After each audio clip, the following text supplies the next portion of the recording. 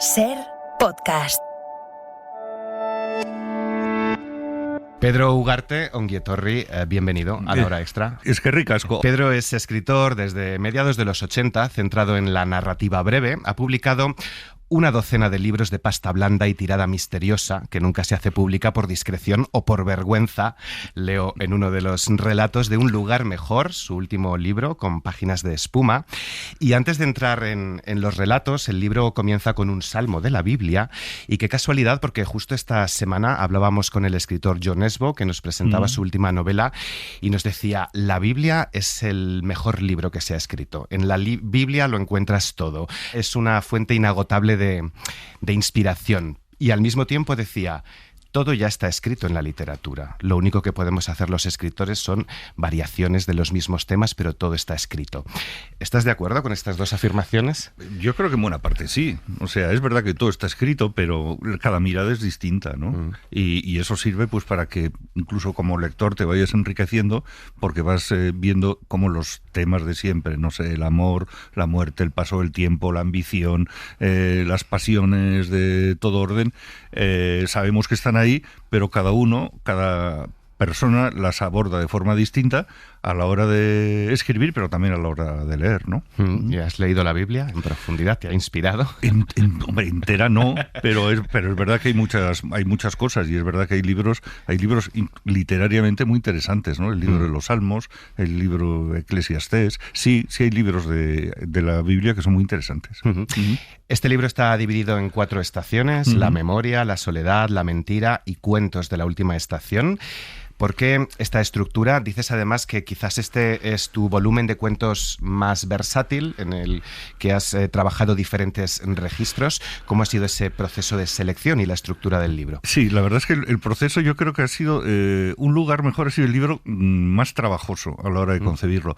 Entre otras razones porque el editor de Páginas de Espuma, Juan Casamayor, que es un sujeto fascinante por razones muy distintas, se implica en los libros, pero con una pasión de editor y yo creo que de escritor. Es decir, se implica en los libros de una forma totalmente apasionada, ¿no? Entonces hemos discutido mucho. El libro en principio tenía más cuentos, eran 5 bloques en vez de 4, quitamos 3, hicimos algunos cambios. No sé, ha sido un proceso largo, complejo, en algún momento hasta tenso, pero como suelen decir los futbolistas, ya sabes esto de que lo que pasa en el campo se queda en el campo, no hay que salir de ahí, pero bueno, al final yo creo que el resultado ha sido bueno. El resultado ha sido positivo. A Juan te lo iba a mencionar al final, pero ya que me lo has dejado ahí en bandeja, me vendió con mucha pasión este libro. Claro, yo te comentaba que no te conocía y él me ha hablado muy bien. Verás, te va a encantar, Pedro Ugarte, quién es, bla, bla, bla, bla. Y entre todos esos elogios me llamó la atención que dijo: y además es que es hombre. Quiero decir, llevamos desde los 80 que empezaste a escribir más o menos, ha cambiado mucho el panorama literario, cada vez hay más voces femeninas, leemos a más autoras y eso es muy bueno, pero no sé si como hombre, claro, esto es positivo, pero cuesta también un poco más de trabajo encontrar un hueco. Es una pregunta malvada, Daniel. No, a ver, yo lo que llevo muchos años escribiendo y la verdad, no sé, yo no creo que soy especialmente conocido, pero llevo muchos años en este asunto. Sí tengo la sensación de que se pasa por mareas, ¿no? Mareas de... Yo recuerdo cuando empecé a escribir ya muy joven, tú eres mucho más joven que yo, pero seguro que por lecturas lo sabes, el escritor, también en este caso varón, pero latinoamericano, tenía un predicamento, ya casi parecía que te aparecía en una entrevista, no ya de los grandes, ¿no? Pero parecía que ya cualquier escritor latinoamericano, solo por el hecho de serlo, resultaba ya más interesante que el de aquí.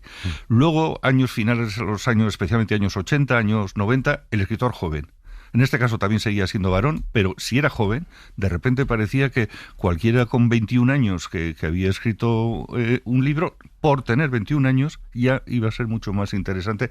Y ahora es verdad que es el caso de las mujeres, ¿no? Cosa que me parece muy bien porque es abrir mucho la perspectiva, quizá con relación a muchas creadoras que solo por ser mujeres no estaban en el candelero, pero sí se está produciendo ese otro elemento que has observado de que los hombres pues salen menos en los catálogos editoriales. Algunos estamos más o menos instalados en ellos, digo, en esos catálogos, pero de cara a los más jóvenes, pues quizá puede ser un obstáculo un poco inmerecido, ¿no? Claro, salvo que seas un influencer. Claro, pero yo creo que ese es otro negociado, ¿eh? Sí. Es otro, Total. es otro camino. Todos los relatos están escritos en primera persona y un tal Jorge es la voz narradora, me atrevería a decir que de todos, aunque en uno de ellos no se le nombre. ¿Por qué esta fe por Jorge? ¿Cuántos Jorges has creado? ¿Qué tienen de ti o qué tienes de ellos? Sí, es verdad que Jorge es un... Bueno, iba a decir forma parte de mi vida, pero desde luego forma parte de mi literatura, ¿no? Yo de 6 novelas que he publicado, 4, el protagonista es Jorge, y de cuentos, pues no sé, saldrá en 70 u 80, ¿no? La verdad es que, bueno, tiene una vida, pues como puedes observar por las lecturas del libro, bastante sencilla, pero aún así le han pasado tantas cosas que es imposible compilar en una sola biografía todo lo que le ha pasado a Jorge, ¿no? He oído cuentos que ha sido algunos hasta anciano, en otros llega a ser muy joven, ha sido rico, ha sido pobre, ha estado divorciado, se ha casado, en algún caso ha estado viudo, ha sido toda clase de profesiones. Es imposible compilar eso en una vida. Hombre, a mí me sirve para una cosa, que es tener un punto de vista. O sea, Jorge, más que un personaje, es una mirada. Y yo creo que las personas que me han leído una cierta habitualidad saben que cuando aparece Jorge, más o menos su forma de pensar, su forma de reflexionar, su forma de ver el mundo, más o menos se parece. E incluso tiene este personaje sirve para resolver problemas técnicos. O sea, ya no tienes que presentarlo. Siempre sale Jorge, quizá aparece su nombre, quizá no hace falta. Te evita unos ciertos pequeños problemas técnicos, que es, por ejemplo, presentar al protagonista, ¿no? Sí, y además esa mirada es más familiar si está escrita en primera persona, ¿no? Acerca un poco más la lectura. Sí, casi siempre. Si es Jorge, es en primera persona. Él habla, sí. Él habla y él padece. Sí. En el cuento que lleva por título el libro, Un lugar mejor, el narrador sentía curiosidad por las vidas ajenas, a las que examinaba con la precisión de un cirujano. Las imaginaba con menos crueldad que compasión, todos aquellos rostros dormidos y cansados, todos aquellos cuerpos cercanos e intangibles que no volvería a ver jamás. Eres buen observador no solo de las personas, sino también de los lugares, una oficina, un vagón de metro, una casa, una ciudad, los lugares y las personas que los habitamos. Hombre, yo creo que en literatura toda persona que escribe tiene que tener algún nivel de observación, ¿no? Sin eso parece que es muy difícil, ¿no?, conseguirlo. Creo que hay que observar bien la realidad, aunque sea también desde perspectivas distintas, pero observarla con atención en todo caso, ¿no? Y es verdad que dentro de esos diferentes ámbitos que has mencionado, a mí particularmente el vagón de metro me parece que es un fenómeno fascinante, ¿no? Hay un montón de gente que va a estar, como has mencionado, que no vas a volver a ver nunca. Jamás, a todas esas personas que de repente están a 1 metro de ti, y es inevitable urdir biografías imaginarias, ¿no?, con todas ellas. Uh-huh. Y atravesando esos espacios, cruzándote con esas personas, ¿qué es lo que te inspira para construir un relato? Uy, aquí hay una historia. No lo sé, hay veces a veces es una frase. A veces se te ocurre una frase y tirando del hilo de esa frase aparece todo un relato. A veces ves en una persona un rasgo, un detalle que te llama la atención y lo explotas y la persona ya se transforma en personaje, o a veces una situación, ¿no? También hay alguna situación más o menos paradójica en la realidad, la atrapas y te dedicas a explotarla, ¿no? Yo creo que las historias surgen así, de pequeñas llamaradas, ¿no? Que ves algo igual con mayor o menor acierto y luego intentas con ellas hacer algo, ¿no? Sí, eso le pasa también a Juan Mayorga. Escucha una frase de repente por la calle y dice, uy, aquí tengo una historia. Sí.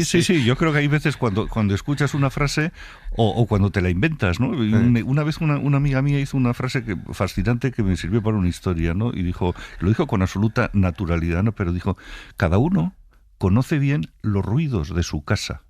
Y me pareció de repente una cosa fascinante. ¿Cómo es esto? Que las casas tienen ruidos. Pues la verdad es que igual hasta las casas tienen ruidos, ¿no? No sé, me pareció fascinante y de ahí surgió una historia, ¿no? Uh-huh. Son versátiles también estos relatos en cuanto a los temas que abordas, las relaciones sentimentales, las relaciones familiares, laborales, de amistad. Al final, ¿son todas las relaciones como las familiares un invisible altar de sacrificios? Sí, bueno, puede ser eso y puede ser muchas más cosas, ¿no? Hombre, yo en alguna entrevista sí he dicho que la familia a efectos literarios es un laboratorio, o sea, es un yacimiento de historias absolutamente inagotable, ¿no? Porque yo creo que además en la familia en la familia se pueden producir los rasgos de generosidad más absolutamente desprendidos de cualquier ser humano, pero también es verdad que cuando surge el rencor, el dolor, la rabia dentro de la familia, es mucho más traumático, es mucho más doloroso que en cualquier otro entorno, ¿no? Entonces, por esas condiciones, la familia me parece que es un lugar muy interesante para urdir historias, ¿no? El rencor como motor. Aquí también aparece el odio, el miedo y, sobre todo, el tedio y el cansancio, que se menciona así en uno de los relatos, pero creo que atraviesa buena parte de estos personajes. En un lugar mejor, en este cuento, hay una reflexión que me ha parecido interesante, y es si quizá por ese cansancio y ese tedio que nos acompaña a la mayoría hemos aceptado con resignación la realidad, si las rutinas nos impiden soñar con alternativas, o si nos falta valentía para ejecutar una alternativa, si es más fácil hoy imaginar una distopía que una utopía. Buena pregunta, buena pregunta. Bueno, yo creo que la realidad siempre va a ser, para cualquier ser humano, va a ser, digamos, un contratiempo, ¿no? Y tienes que solventarlo de alguna manera, ¿no? Yo soy partidario, quizás esto viene con el fruto de la edad, hay que llegar a negociar con ella, ¿no? Hay que negociar con la realidad para conseguir parcelas de libertad a costa de otras parcelas en las que tienes que vivir de otra manera, ¿no? Me parece que en cualquier caso es una negociación posible, ¿no? Y que hay que llevarla adelante, ¿no? El primer cuento se titula Éramos felices y empieza así. Voy a hablar del periodo más feliz de nuestra vida, cuando mi padre le diagnosticaron una enfermedad terminal, brutal. ¿Existe la felicidad? ¿Qué es la felicidad para ti? ¿Es algo alcanzable? Hombre, son rasgos, momentos, ¿no? Pinceladas dentro de un cuadro mucho más complejo que es el de toda tu vida, ¿no? Por ejemplo, en ese cuento todo surgió de la frase original, ¿no? Dije, ¿hasta qué punto puede sostenerse la felicidad en una situación muy dura, ¿no? Como puede ser esa, ¿no? La de que una persona tiene un diagnóstico de una enfermedad terrible. Sostener esa frase a lo largo de las páginas fue un desafío, ¿no? No sé si ha quedado bien solventado, pero el intento era ese, ¿no? Y evidentemente, por ejemplo, dentro de una familia, una mala noticia incluso a veces puede destruirlo, puede hacer que todo se dinamite, o puede servir para lo contrario, ¿no? Para una mayor cohesión, para un momento de mayor solidaridad entre las personas. Al hilo de esa reflexión surgió ese relato, ¿no? Todos los relatos tienen un final impresionante, pero no sé si todos los relatos o casi todos tienen un final no muy feliz. Ya. No sé, yo intento, a mí me gusta hacer finales, no sé si la palabra impresionar, creo que impactan, sí.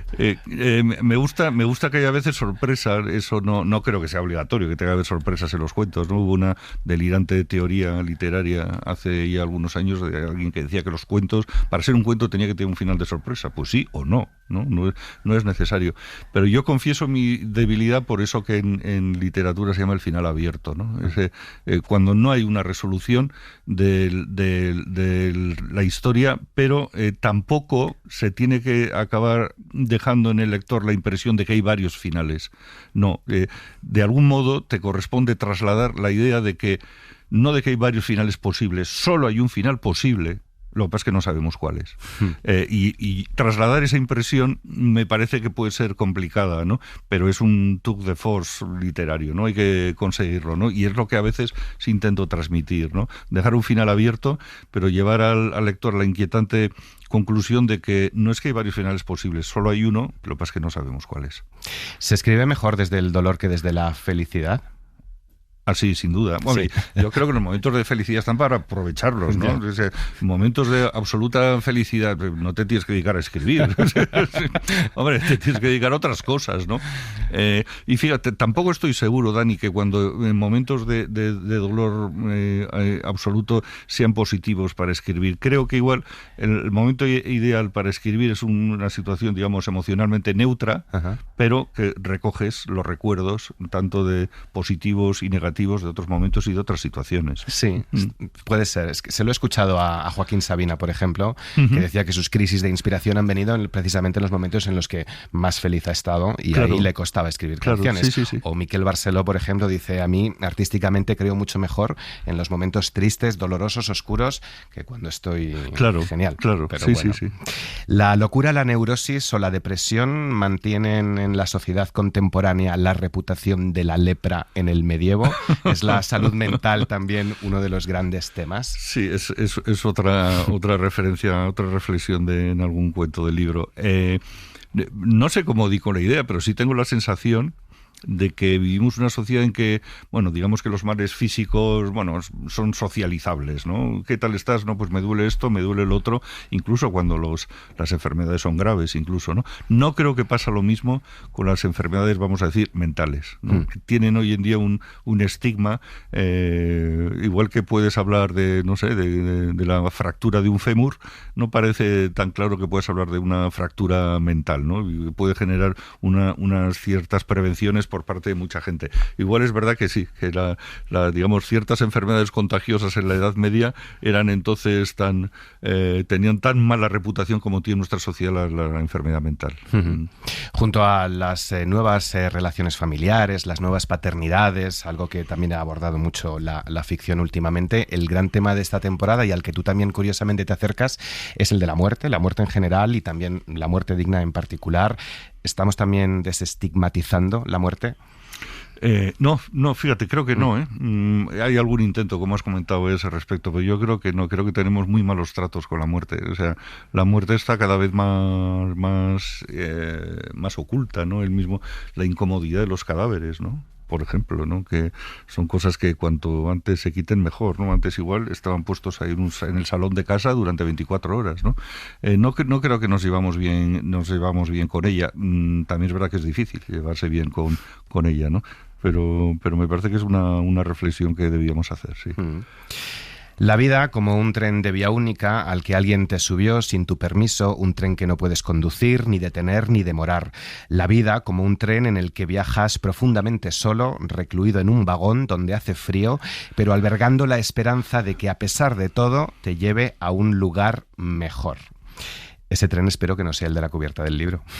Sí, es verdad que nos dice esta imagen. Sí, Pedro. Sí, la verdad es que la descripción de la portada tendríamos que decirles, ¿no? A oyentes, ¿no? Sí. Es la posibilidad de llegar a un lugar mejor, pero claro, si el tren está en las condiciones así desvencijadas de que encontramos en la portada, pues parece difícil, ¿no? Hombre, la esperanza también es un concepto contradictorio, ¿no? No sabes hasta qué punto existe o no existe, pero bueno, básicamente sí hay que, en todo caso, aspirar a conseguir un lugar mejor, ¿no? ¿Están todos estos personajes, en cierto sentido, solos en ese tren, como los personajes de Hopper, por ejemplo? Sí, pero, igual sí, ¿no? Pero bueno, yo creo que, bueno, a ver, toda conciencia individual está sola, ¿no? Es decir, nos relacionamos a través de las palabras, de las caricias, de las imágenes, pero tenemos una cosa dentro de la cabeza que está haciendo pil constantemente y eso es muy, muy difícil de comunicar. Posiblemente el arte, la literatura sea uno de los intentos no más honrados de intentar transmitir lo que tenemos cada uno dentro de ese casco de neuronas que están ahí constantemente, no sé, teniendo experiencias, reflexiones, decepciones, intentando buscar sentido a todo esto. ¿Qué te aporta a ti el relato breve, el cuento, frente a una novela más extensa? ¿No te has quedado con ganas de desarrollar más alguno de esos? Ya, no, fíjate, a mí cuando se me ocurre, no sé, no es un tema que tampoco he tratado con colegas o tal, pero yo, en mi caso, cuando se me ocurre alguna historia, ya vienen, digamos, con la marca de fábrica de o novela o cuento. Siempre, normalmente, si los cuentos salen ya con esa conciencia, concepto cerrado, ¿no? Y no se me han escapado nunca, ¿no? Pero no sé, la verdad es que a mí es un género que me encanta. Me gusta para escribir y para leer. También como lector cada vez me inclino más por el cuento. ¿Cuántos años tienen los cuentos? ¿Hace cuántos que los escribiste? Pues los últimos hace 3 o 4 años. Este libro tiene un lugar mejor, el producto de 8 años. 8 años. 8 años de trabajo en el cuento. Al principio eran 17 cuentos, reduje el libro a 15 cuando se lo propuse a Páginas de Espuma, luego lo redujimos de nuevo a 12 y con otra estructura y tal, pero sí, básicamente es el trabajo de 8 años en el género, ¿no? En este género, sí. ¿Y a qué responde esos descartes? Otra pregunta. Otra pregunta. Hombre, algunos descartes, algunos de los primeros descartes que hice de los 17 cuentos eran sinceramente por una cuestión de calidad. Sí me pareció que había 2 cuentos que no iban tan lejos como yo hubiera querido que fueran, ¿no? Y en otros casos, pues es verdad que luego dentro de las negociaciones que tuvimos Juan Casamayor y yo, pues es verdad que en algún caso sí coincidimos de que un cuento en concreto tenía una atmósfera totalmente distinta al resto del libro y quizá eso no encajaba, entonces como estaban puestos por, digamos, bloques temáticos, eso condicionaba a los demás. Sí hubo ese tipo de elaboraciones, ¿no? Pero ya te digo que en este caso yo creo que ha sido entre mis libros el que más transformaciones ha tenido, ¿no? Pero bueno, creo que el resultado final no ha sido negativo, ¿no? Y no lo ha sido en absoluto. ¿Y no dejas nunca de escribir? Quiero decir, ¿sigues creando y creando y creando? ¿Y cuándo da forma eso a un próximo libro? Sí. ¿Quién lo decide? Mira, yo en esto sí tengo la teoría de que los libros de cuentos o el género del cuento se parece en esto a la poesía y se diferencia de la novela. Tanto en la poesía como el cuento, la ejecución precede a la planificación. En cambio, la novela no. Yo creo que la novela tiene que haber antes planificación y luego ejecución. Quien se pone a escribir una novela sin tener una mínima estructura narrativa de lo que va a hacer, pues va a tener muchos problemas, ¿no? En cambio, yo creo que en el cuento pasa como con la poesía, ¿no? Pues tú vas escribiendo cuentos y tienes que configurar algo, ¿no? Entonces, la configuración es posterior a la creación, ¿no? Yo creo que es una de las grandes diferencias entre el cuento y la novela, por ejemplo. Uh-huh. Imagino que estarás de promoción o que empiezas promoción ahora. Te quería preguntar qué tal las jornadas por esas ciudades castellanas y no castellanas. No sé si se te hacen demasiado largas las conversaciones con escritores, críticos, docentes, doctorandos y otras subespecies del sistema editorial. Editorial, Te lo sabes, ¿eh? Sí. Eso es una cosa que sí he comentado con colegas y es verdad que las giras de promoción o tal, pues tienen su parte, son laboriosas. O sea, tienes que hacer entrevistas, pues vas a ciudades, a veces estás con gente que te apetece estar, a veces con gente que igual no te apetece tanto, pero fíjate, al final es tan complicado el mundo literario que ves que hay tanta gente que le gustaría publicar y tal, que dices, al final, haciendo autocrítica, que hasta acabes teniendo pereza de que ir a otras ciudades, o sea, conocer otras ciudades, otras personas, periodistas que van a estar hablando de tu obra, que les va a interesar el trabajo que has hecho, ¿no? Y encima quejarte de esto no me parece justo. Es decir, hay que hacerlo, forma parte del trabajo, es decir, no hay otra forma de promocionar las cosas más que de esta manera, y creo que en esto nos quejamos, haciendo autocrítica, creo que nos quejamos un poco de vicio. Una última pregunta, ¿un escritor envejece mejor que un deportista? ¿Y cómo ha marcado el paso del tiempo también el envejecer tu escritura? Sí, es posible que en eso también, esa en cambio sí sea la gran diferencia entre la poesía y la narrativa. Sí es cierto que al margen de la capacidad o los talentos de cada uno, con el paso del tiempo un narrador se va consolidando. Yo creo que un poeta, en cambio, desde joven sí puede hacer cosas de enorme valor. Envejecer es una lata, es decir, no creo que tiene ventajas ninguna, pero por lo menos es verdad que desde ese punto de vista los escritores envejecen mejor que los deportistas por razones tan obvias que ni siquiera hay que comentarlos. Entonces, bueno, vamos a consolarnos con eso, ¿no? Pues ha sido un placer leerte. Creo que si no hubiera dolor no existirían las preguntas. Pedro Ugarte, gracias por tus respuestas, aunque nadie dice toda la verdad. Efectivamente, así es. Muchas gracias, Dani, ha sido un placer. Igualmente, es que ricasco. Bye.